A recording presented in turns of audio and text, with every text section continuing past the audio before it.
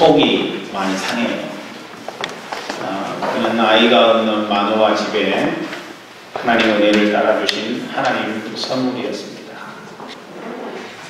태어나기도 전에 나신이 되었죠. 이 나신이라고 하는 것은 하나님의 선택을 받은 자라는 의미입니다. 그냥 보통 사람의 길로 가는 사람이 아니라 특별한 하나님의 은혜와 권능으로 살아가는 사람을 의미하는 거죠. 그럼에도 불구하고 삼손은 이방 여인을 아내로 맞아들이게 됩니다. 포도주와 소주도 마셨습니다. 꿀도 땄어요. 여러분, 꿀을 따는데 그냥 꿀을 딴 게 아니고 시체로 가까이 가서 꿀을 따게 되었다는 것입니다. 뿐만 아니라 그는 자기 아내도 버렸어요. 아내를 버리는 것은 안 되는 거죠. 그런데 그는 자기의 마음을 따라서 아내를 버렸다는 것입니다. 에낙고레에서 생수를 터뜨리신 하나님 은혜를 경험하고 나서도 정신을 차리지 못합니다. 여러분, 그러고 나서 20년이 지났어요. 하나님 앞에 온전한 모습으로 응답하지 못했던 그의 인생, 그런 삶을 산 이 삼손의 삶 가운데 20년이 훌쩍 지나가 버리고 말았죠. 20년이 지나면 달라져야 되는데 삼손은 하나도 달라지지 않았습니다.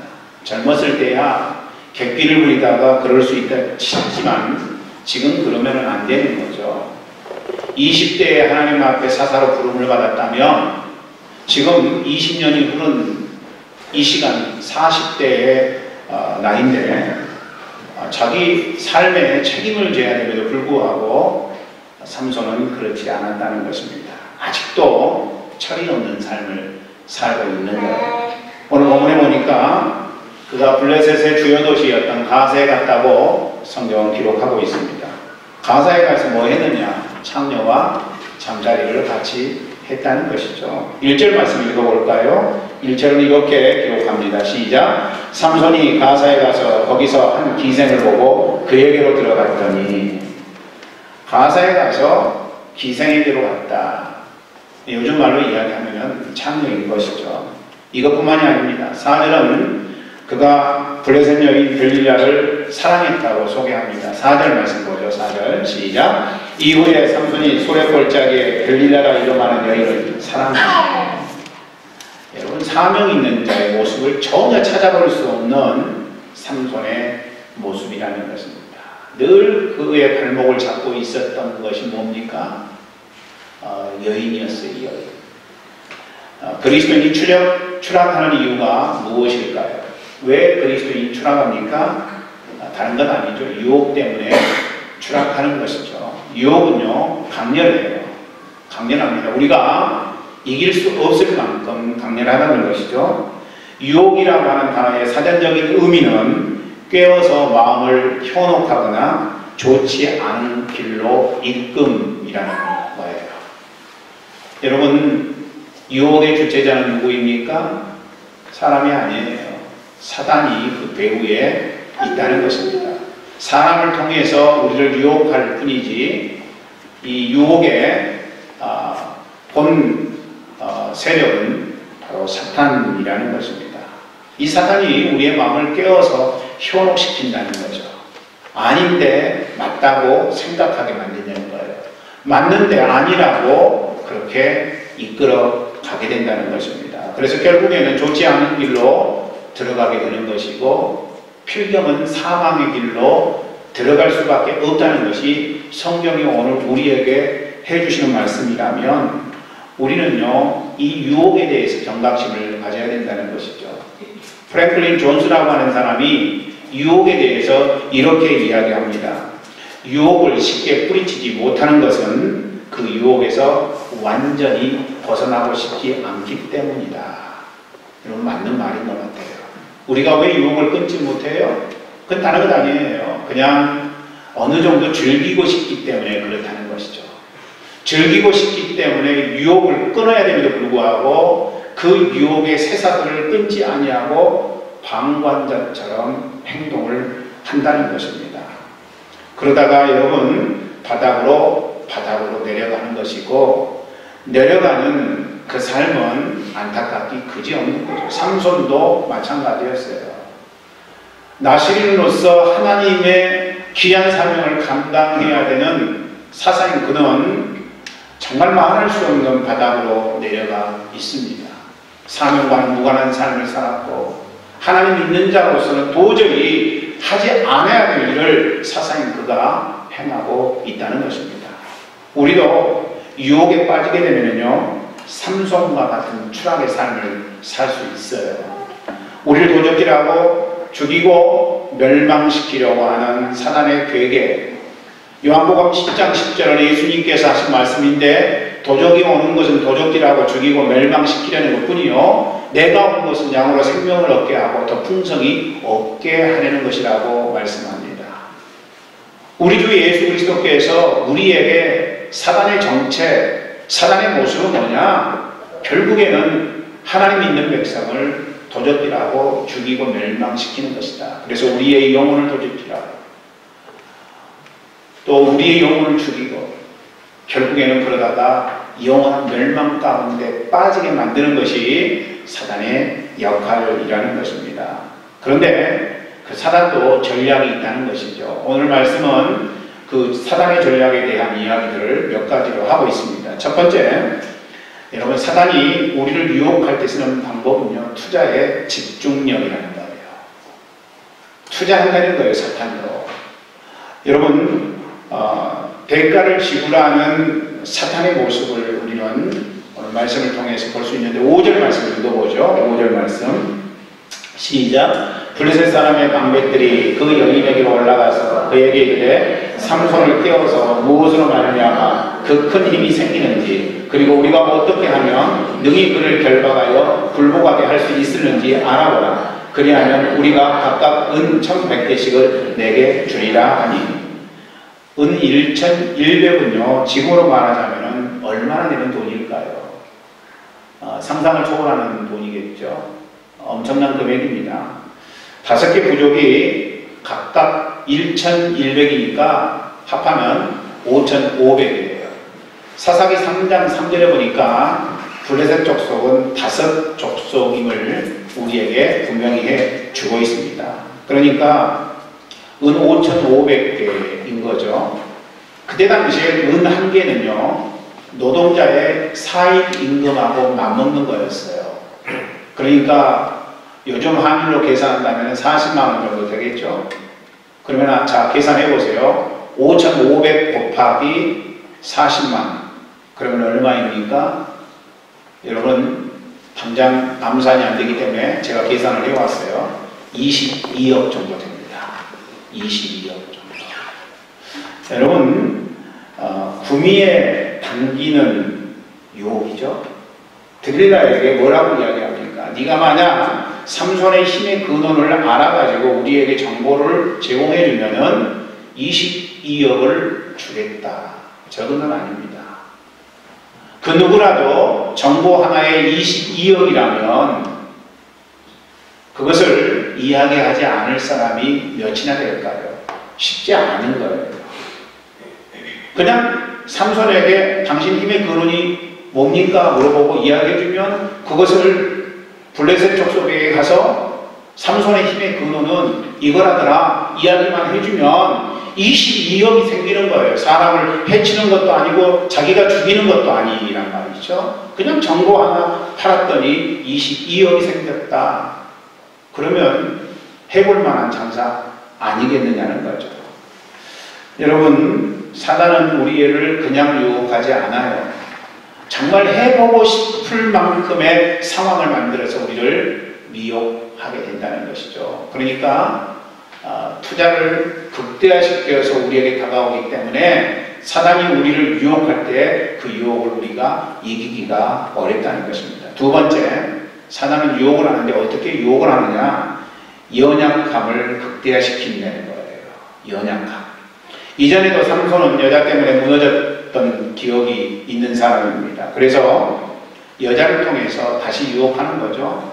2절 3절의 말씀을 읽어보십시다. 2절 3절 시작. 가사 사람들에게 삼손이 왔다고 알려지매 그들이 곧 그를 에워싸고 밤새도록 성문에 매복하고 밤새도록 조용히 하며 이르기를 새벽이 되거든 그를 죽이리라 하였더라. 삼손이 밤중까지 누워있다가 그 밤중에 일어나 성문짝들과 두 문설주와 문빗장을 빼어가지고 그것을 모두 어깨에 메고 헤브론 앞산 꼭대기로 가니라.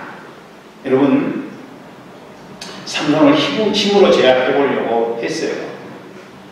그래서 매복했다가 삼손이 이제 힘을 쓰지 못하기만 하면 잡으리라는 그런 생각 속에 있었다는 것입니다. 그런데 결과는 어떻게 됐습니까? 삼손이 두 문설주와 문짝들과 문빗장을 뺄 정도로 대단한 능력을 갖고 있었던 사람이었다.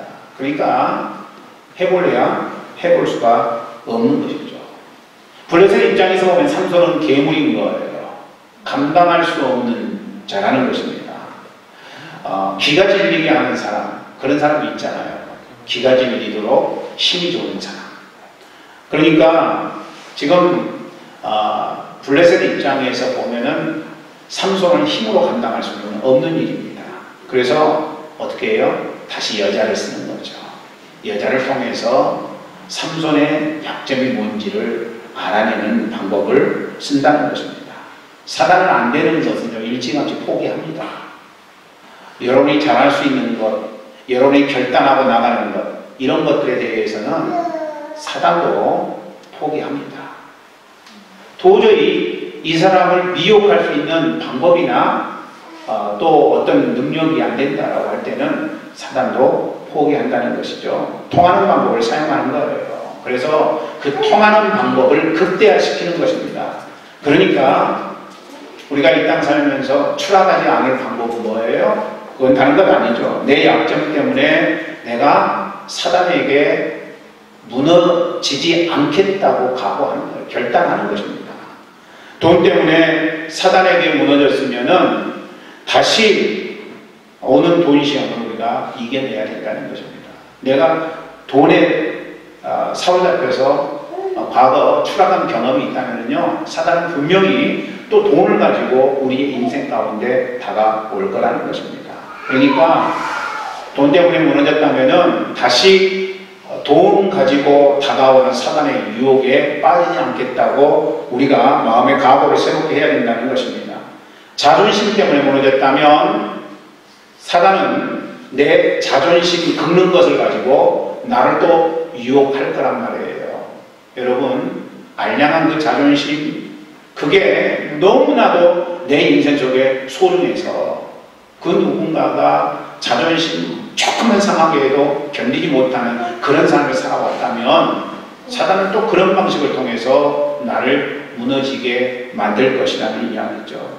마찬가지로 여자 때문에 무너졌다면 여자 조심해야 됩니다. 사단은 왜냐하면은 동일한 방법으로 우리를 유혹하기 때문에 그렇다는 것이죠. 지금 이 순간에 여러분의 연약함은 무엇입니까? 여러분의 연약함, 그것을 가지고 사단은 우리에게 다가온다고 하는 것, 그것을 우리가 놓쳐서는 안 된다는 것이죠. 세 번째, 사단의 방법은 뭔가? 그것은 지속성입니다. 블레셋은 들릴라를 통해서 끊임없이 공격해 옵니다. 그런데 공격하는 모습을 보면은요, 점차 힘의 본질로 다가가는 것을 우리가 목격하게 되죠. 처음에는 칡넝쿨에서 그거를 통해서 묶으면 힘을 못 쓴다, 이렇게 좀 심하고는 상관없는 좀 먼 이야기를 삼손이 하게 되지만은 갈수록 세 번의 이 질문을 하게 되는데, 세 번 질문 동안 점점 힘의 정보와 가까워진다는 것이죠. 그래서 여러분, 사단이 우리를 공격할 때 똑같은 부분을 가지고 지속적으로 계속해서 다시 여러분 유혹하기 때문에 오늘 우리가 이 땅을 살아가면서 조심해야 될 것, 그것은 뭔가? 사단은 지속적으로 우리를 공략한다고 하는 것. 그래서 이렇게 다가오는 사단으로 말미암아 사람들은 추락 추락하게 된다는 것이죠. 왕이었던 사울이 전쟁터에서 아들과 함께 죽는 추락이 있었습니다. 그렇죠? 하나님이 함께 하시지 않냐면 인생은요 추락할 수밖에 없는 거예요.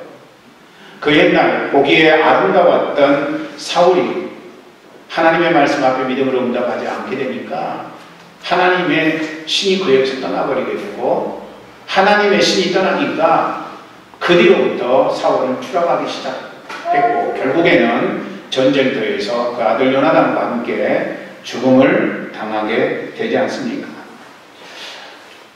여러분 우리가 사단을 한 번은 이길 수 있지만은요 지속해서 공격하게 되면요 무너질 수 있다는 것입니다.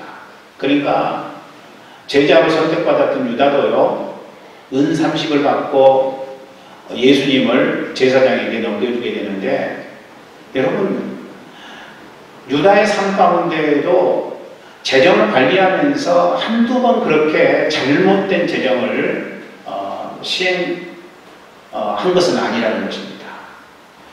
여러 번 여러 차례 돈으로 인한 시험이 그의 마음을 붙들고 있었다는 것이죠. 그러다가 어느 날 유다는 30을 받고 자기의 스승을 팔았고 그것이 죄책감으로 작용해서 결국에는 성소에다가 은 30을 뿌리고 그리고 몸에 죽게 되는 그런 모습을 우리는 보게 되잖아요.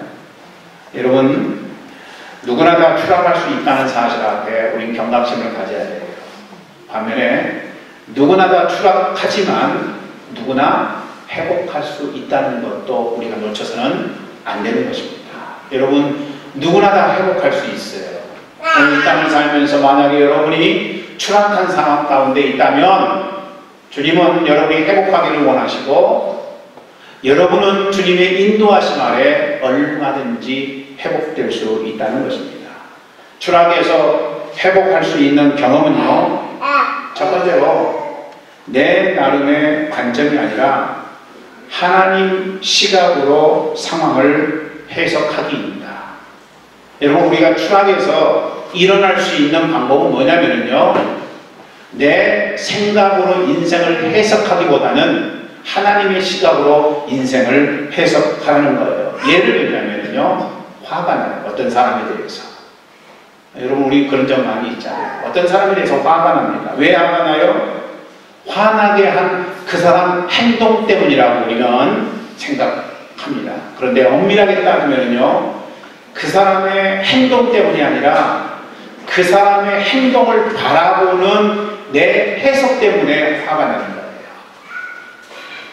다시 말씀드립니다. 굉장히 중요한 부분이에요. 우리가 인생을 살면서 자꾸 경험할 수 있는 반복적인 오류에 우리가 거할 수 있다는 건데 우리가 왜 화가 나느냐? 그것은 어떤 사람이 잘못 행동했기 때문이 아니라 그 사람의 행동에 대해서 내가 내 관점으로 해석해 볼 때 잘못했다고 판단되기 때문에 여러분 우리가 화가 난다는 것입니다. 예를 든다면은 우리는 우리나라 국가대표 축구 선수인 손흥민이 그 토트넘 하스퍼에 소속되어서 활약하고 있는 것을 알고 있습니다. 그런데 최근에 그 문제가 해결되니까 미넨에서 이적시키겠다라는 이적설이 나돌았죠. 그것과 맞물려서 포체티노라고 하는 감독이 손흥민 선수를 기용했다가 중간에 한 60분 정도 지나면 교체해버린단 말이죠. 그리고 또 어떤 때에는 교체했다가 역전패 당해가지고 지는 경우도 있어요. 그런 날 여러분 댓글을 한번 보세요. 얼마나 많은 댓글이 올라옵니까? 그러면 대부분의 댓글은 어떤 내용의 댓글이 올라옵니까? 포체티노에 대해서 악감정을 표시하는 그런 댓글들이 올라와요. 그리고 손흥민에게는 뭐라고 이야기합니까? 이적해버려라. 미넨으로 이적해라. 이런 내용들이 올라오게 되는 거죠. 그런 댓글을 다는 사람은 내가 생각할 때에는 포체티노를 한 번도 만나보지 않은 사람들이라고 생각을 합니다. 포체티노하고 이야기를 해봤는지 안 해봤는지 모르겠지만 대부분은 포체티노하고 이야기를 해보지 않았을 뿐만 아니라 그의 생각, 그의 마음, 그리고 그가 팀을 이끌어가는 나름대로의 방식에 대해서 한 번이라도 들어봤는지 의구심이 되는 거죠. 전혀 들어보지 않았을 것이라는 거예요. 그럼에도 불구하고 막 그렇게 악감정을 표현하는 건 왜 그래요? 포체티노를 바라보는 그의 해석 방법 때문에 그렇다는 것이죠. 아니 왜 손흥민을 교체해? 교체할 수도 있죠. 그런데 적어도 그렇게 악감정을 표현한 사람은 어떤 생각이 있어요? 손흥민을 교체하면 안 된다. 왜? 내가 좋아하는 축구선수니까. 그가 끝까지 뛰어야 된다. 이런 생각을 갖는 거예요. 해석의 방식이죠. 그런데 더 좋은 방법이 있을 수도 있는 거죠. 결과론적이야 나쁜 상황이 될 수도 있지만은 더 좋은 방식이 될 수도 있다는 거예요. 그런데 내가 원하는 방식으로 하지 않는다고 해서 해석을 부정적으로 하면 안 된다는 거예요. 자, 예를 들어서 내가 어떤 사람이 행동 때문에 내가 화를 냈다, 화가 난다. 그러면은 그게 정당성이 부여되려면은 다른 사람도 똑같이 다 그 사람의 행동 때문에 열받고 화가 나고 그리고 분노할 수밖에 없는 상황이 이루어져야 된다는 것이죠. 어떤 사람이 똑같은 행동을 했지만 그 행동에 대해서 일부는 화가 날 수도 있고 일부는 화가 전혀 안 날 수도 있다는 거예요. 그러니까 화나는 이유는 뭐예요? 내 해석 방법에 의해서 화가 나는 것이라는 이야기가 성립이 된다는 것입니다. 여러분, 우리 기독교를 기독교 밖에서는 개독교라고 이야기합니다. 그런데 그렇게 이야기하는 사람들이 기독교를 직접 경험해 보았는가? 많은 경우에 경험해 보지 않았다고 생각을 합니다. 그럼 왜 기독교에 대해서 개독이라고 하면서 악감정을 표현하는가? 다른 건 아니죠. 기독교를 보는 내 해석 방법에 의해서 그렇다는 거예요. 이를테면 기독교인에게 내가 심한 상처를 받았다든지 아니면 기독교인하고 교제하다가 헤어졌다든지 아니면 기독교인에게 있었던 그 아직과 편견 때문에 내가 엄청난 피해를 받다든지 그런 사람이 만약 기독교에 대해서 악감정을 표현한다면 그럴 수도 있겠다 하는데 그런 경험 없이 그냥 나름대로 기독교에 대한 생각이나 해석 방법에 의해서 기독교를 개독교라고 이야기를 한다면 그건 잘못돼도 한참 잘못된 것이라는 이야기입니다. 삼손은요 자기 해석 때문에 만용을 부리고 자기 힘을 남용했다는 사람이에요. 사사로서 해서는 안 될 일을 했던 이유는 뭔가? 그것은요 상황을 바라보는 자기 해석 때문에 그랬다는 것이죠. 수수께끼 내가지고 지니까 왜 사람을 죽이냔 말이죠. 그건 자기가 스스로 자기 나름대로의 해석을 가해서 그렇게 해야 되겠다고 결단하니까 그렇게 행동한 것이라는 거예요. 만약에 삼손에게 힘이 없다면 그렇게 행동했겠습니까? 그렇게 행동 안 하는 거죠. 자기에게 힘이 있고 자기 나름대로 상황을 바라보는 해석 방법 때문에 삼손은 절제하지 못한 삶을 살았던 거예요. 오늘날 우리도 삼손처럼 동일한 오류에 빠질 수 있다는 것입니다. 저는 우리 모두가 다 인생을 살 때 사사건건 다가오는 여러 가지 정황들에 대해서 내 스스로 해석하지 아니하고 하나님 모습으로 해석하는 은혜가 있기를 간절히 소망합니다. 삼손 힘의 근원은 어디에 있었어요? 머리카락이 있었습니까? 우리는 빨리 대답하면 삼손 힘의 근원은 머리카락에 있다 이렇게 대답할 수 있겠죠. 그러나 아니죠. 삼손 힘의 근원은 머리카락에 있었던 것이 아니고 하나님께 있었던 것입니다. 그러니까 하나님 떠나면 삼손은 힘을 발휘할 수도 없을 뿐 아니라 시체의 삶을 살 수밖에 없는 것입니다. 20절 말씀 읽어보니까 이렇게 이야기하고 있어요. 20절 시작. 들릴라가 이르되 삼손이여 블레셋 사람이 당신에게 들이닥쳤느니라 하니 삼손이 잠을 깨며 이르기를 내가 전과 같이 나가서 몸을 펼치리라 하였으나 여호와께서 이미 자기를 떠나신 줄을 깨닫지 못하였더라. 모든 사람이 하나님의 영이 떠나게 되면은요, 하나님이 주시는 은혜대로 능력대로 삶을 살 수가 없게 된다는 것입니다. 삼손은 이것에 대해서 착각하고 있었던 거예요. 자기 힘의 근원은 자기에게 있는 줄 알았어요. 그러니까 그 힘을 자기 나름대로 사용했다는 것이죠. 그리고 어느 날 힘을 쓰려고 보니까 자기 힘을 전혀 쓸 수 없는 상황이 되었다는 거예요. 오늘 여러분이 인생 살면서 착각하지 마세요. 여러분이 있는 힘으로, 능력으로, 생각으로, 감정으로, 마음으로 상황을 해석하고 살게 되면요, 우리는 오류 가운데 빠질 수밖에 없다는 거예요. 바른 마음 가지고 살아야 돼요. 바른 마음. 여러분, 바른 마음은 어떤 마음이에요? 하나님 마음인 것이죠. 하나님 마음. 그래서 집 나간 탐자는 추락의 현장에서 자기가 아무것도 할 수 없다는 사실을 발견하면서 마음의 자세를 바르게 하게 되죠. 아버지의 마음으로 상황을 해석했습니다. 그러니까 뭐라고 고백합니까? 누가복음 15장 18절 말씀을 읽어보면은요, 탐자가 상황인식을 이렇게 하고 있다는 걸 설명합니다. 시작. 내가 일어나 아버지께 가서 이르기를 아버지, 내가 하늘과 아버지께 죄를 지었사오니. 내가 하늘과 아버지께 죄를 지었다고 이야기합니다. 과거의 탐자의 모습으로는 상상할 수 없는 이야기예요. 있을 수가 없는 이야기죠.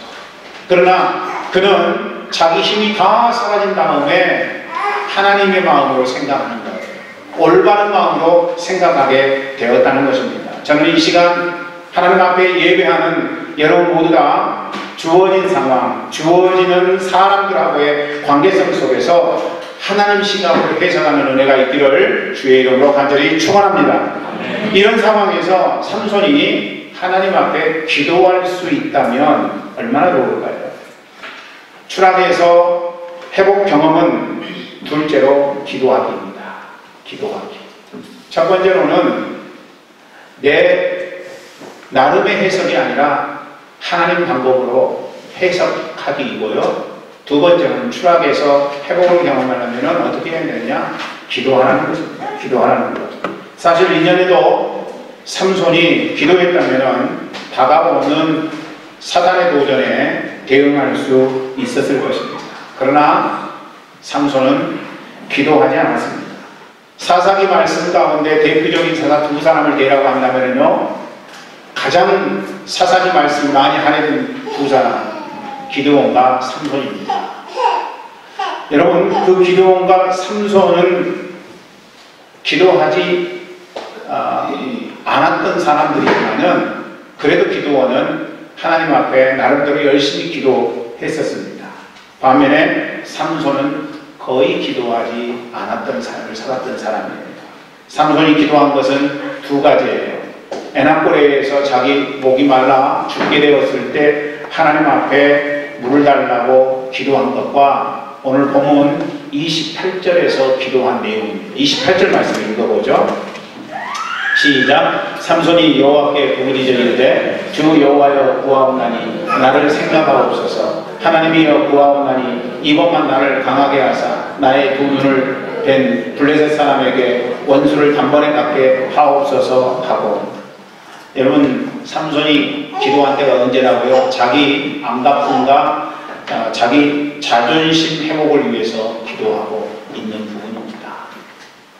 자기 자존심과 안갚음 하기 위해서 기도하는 삼손.